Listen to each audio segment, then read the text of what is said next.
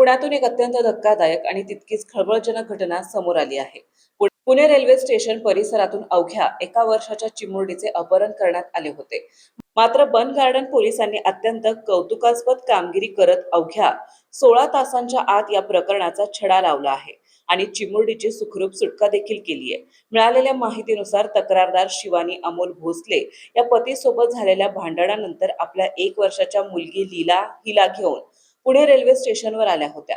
पुण्यात कोणीही नातेवाईक नसल्याने त्यांनी आरक्षण कार्यालयाजवळील दत्त मंदिरासमोरील मोकळ्या जागेत रात्री मुक्काम केला. मात्र रात्री 9:30च्या सुमारास शिवानी यांना जाग आली तेव्हा त्यांची पोटची मुलगी गायब असल्याचं त्यांच्या लक्षात आलंय.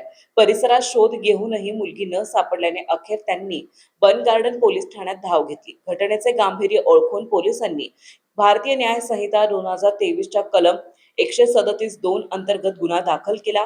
बन गार्डन पोलीस ठाण्याचे वरिष्ठ पोलीस निरीक्षक संतोष पांढरे यांनी तत्काळ तपासाची चक्रे फिरवली आणि 3 वेगवेगळ्या पथकांची स्थापना केली.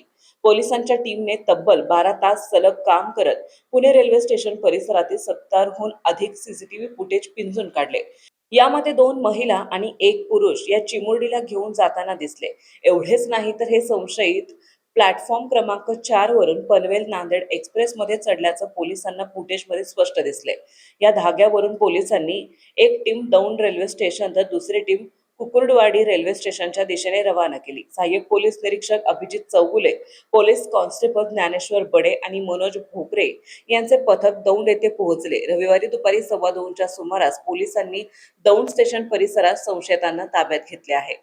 महत्त्वाच्या बातम्या पाहण्यासाठी आजच आमच्या महाराष्ट्र लाईव्हला सबस्क्राईब करा आणि बेल आयकॉन प्रेस करा. तसेच इंस्टाग्राम आणि फेसबुकवर फॉलो करा.